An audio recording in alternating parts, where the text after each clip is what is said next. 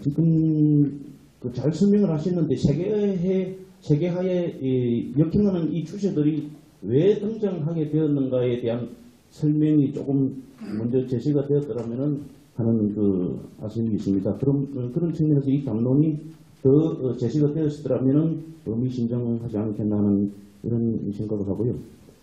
제가 생각하는 세계화 역행 추세는 제가 말씀드린 세 번째, 네 번째에 보시면은 세계화가 경제적 수평 관계를 더 악화시키고 상대적 박탈감을 느끼게 했다. 그리고 정보 공유가 자국에 적극 영향을 주는 시대가 도래함으로써 경제적 불평등을 심화시키는 결과를 초래했다는 겁니다.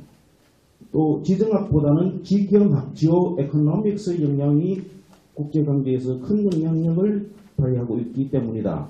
이것은 칼 폴라니 교수가 The Great Transformation이라는 책자에서 국제경제의 침체가 국가 간의 갈등과 연결되어 있다. 이런 이야기를 합니다. 이것은 1차 대전 이후에 그 경제 불황이 결국은 파시즘과 나치즘이 등장하게 되었고 2차 대전이 발발됨으로써 큰 우리가 혼란을 겪었던 그런 점에서도 우리가 읽을 수 있다고 봅니다. 그 다음 흑 교수님께서 동북아 지역 정세와 관련해서 미국의 군사 태세에 상대적으로 약화되고 있다고 이렇게 주장을 하셨는데 또 많은 분들이 이런 주장을 동조를 하고 있습니다. 그런데 이제 제가 볼 때는 미국이 10기 항모정단을 전 세계에 운영하고 있고 또 항모 포드를 지금 건조해서 22년까지 지금 운영하기 위해서 시험 배치를 하고 있는데 중국이 구형 항모 량잉하고 디젤 항모 한두 개 더 만든다 그래서 이게 미국의 군사력에 비교할 수 있느냐 하는 문제입니다. 이것은 상대적인 약화가 아니라 아주 차이가 미세하게 근소하게 좀 줄어드는 그런 수준이다. 또 중국의 국방비가 미국의 5분의 1입니다. 미국을 제외한 나라의 2등부터 14등까지의 군비를 다 합해도 미국의 국방비를 감당하지 못하고 있습니다. 이런 측면에서 이런 수준의 투자로서는 미국의 군사력을 따라잡는다는 것 자체는 불가능하다. 저는 이렇게 보았습니다. 다음은 이제 국내 정세 혼란이 지역 정세의 불확실성을 증폭시킨다는 그런 주장을 하셨는데 사실은 한국 전쟁이나 북한 군사도발, 미사일 핵위협 이걸 제외하고 우리 국내 거버넌스의 혼란이 지역 불확실성을 얼마나 증폭시키겠느냐 하는 그런 점에서 좀 생각을 해봤습니다. 다음에 이제 미국의 대한반도 정책 기조 중에서 한국에 대해서 안정축 역할을 기대하고 있다고 하셨습니다. 그런데 이 안정축 역할이 어떤 측면에서 기대하고 있는지 저는 궁금하게 생각이 되었습니다. 처음에 이 안정축이라는 그 말이 나온 것은 노무현 대통령이 동북아 균형자론을 주장하면서 주한미군을 이라크전 이후에 동북아의 전략적 유연성을 가진 부대로 전환하면서 주한미군이 동북아 정세의 안정축 역할을 할 것이라고 이렇게 말씀하고 또 평가한 적이 있습니다. 또 시진핑 주석도 그런 이야기를 했고요. 그래서 그렇지만은 우리 스스로 동북아에서 안정축 역할을 한다는 측면에서 역량이 어느 정도 되는가 정확하게 또 냉정하게 평가할 필요가 있다고 보았습니다. 지금 동북아 대결 구도에서 한미일 중에서 국제사회에서 우리가 가장 역량이 낮습니다. 그런 상황에서 안보적으로 또 북한의 직접적인 위협을 받고 있고요. 이러한 현실에서 과연 안정축의 역할이 뭔가 하는 그런 점에 대해서 좀 교수님의 추가적인 설명이 필요하다고 봅니다. 그 다음에 국제평화주의 동반자 역할과 관련해서 아까 노 교수님도 말씀하셨고 김충남 교수님도 말씀을 하셨습니다만은 한미 동맹 측면에서 지금 이 안보 담당자들이 이 미국 편에 확실히 서라 하는 이런 주장을 공공연하게 하고 있습니다. 그러나 우리 현실에서 보면은 아시안 패러독스라고 경제적으로는 중국하고 더 많이 이렇게 관계가 되고 정치적으로는 또 미국하고 관계되는 이런 애매한 입장에 있는 이런 상황에서 우리의 대책이 뭔가에 대한 이런 점도 좀 짚어봐야 된다고 봅니다.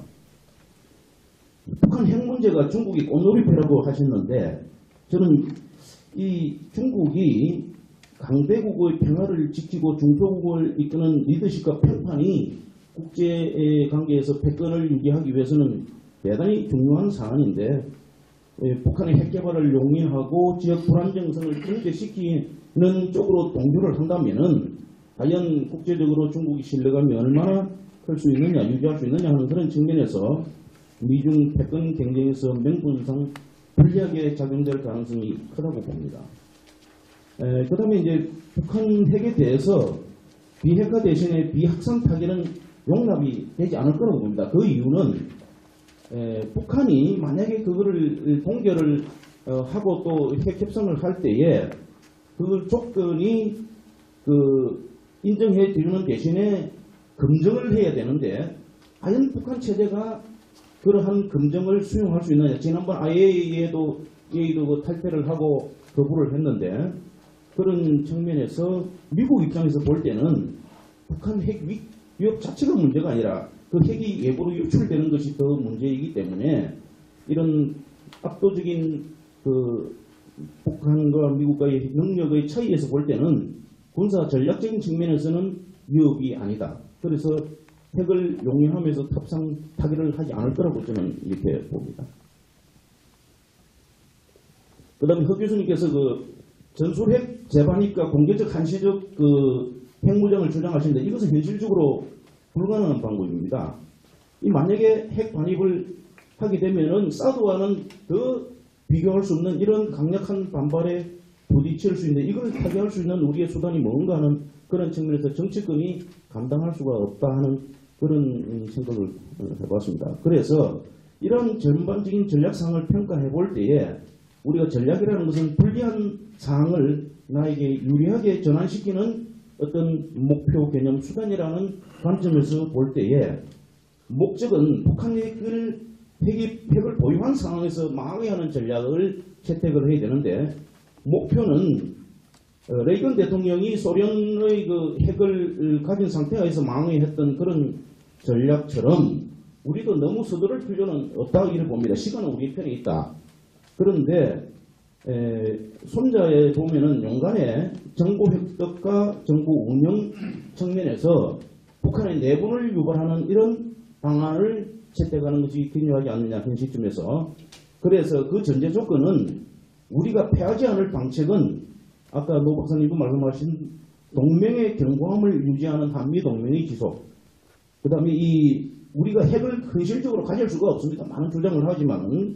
그래서 우리가 가지고 있는 첨단 재래식 정밀 타격으로 북한 핵을 응징할 수 있는 수단을 구비하는 것이 현실적으로는 가장 현실적인 방안이다 이렇게 보고, 그보다 더 중요한 것은 저는 북한 붕괴보다 우리 체제가 붕괴되는 것을 먼저 방지해야 되는 측면에서 정치 심리전에 대비하는 이런 대비가 극히 중요하다 이렇게 봅니다. 그것은 지금 군에서는 정원 교육이 조금은 잘못 변질이 된 면도 있지만은 국가 차원에서 이 정치 심리전에 대비하는 이런 그게 어떤데 김중남 교수님께서 말씀하신 베트남전에서 미국을 상대했던 이 호지명의 가장 큰 전략이 바로 이 정치 심리전이었습니다. 이런 측면에서 우리의 장점인 경제력을 더욱 확산하고 유지하는 측면에서 이 조선업에 대한 이 회복이 현 시점에서 중요하다 이렇게 봅니다.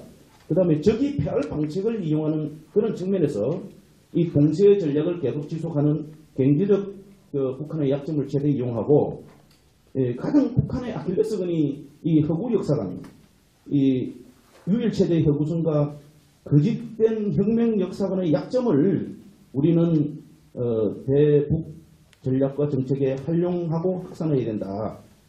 그리고 지금 김정은이가 권력을 유지할 수 있는 이런 수단이 한계도 뭉쳐져 있습니다. 그래서 피숙정이 계속되는 이런 절대 권력이 부패한다는 상황 하에서 독재체제의 단점인 김정은이를 암살할 때에 미국이 활용한 전략입니다.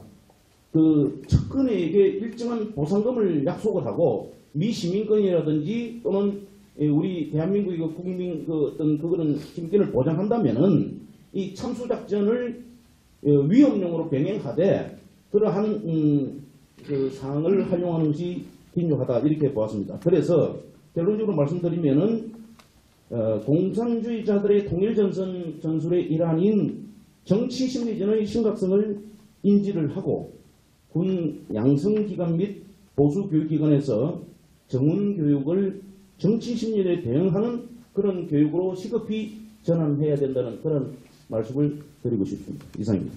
감사합니다.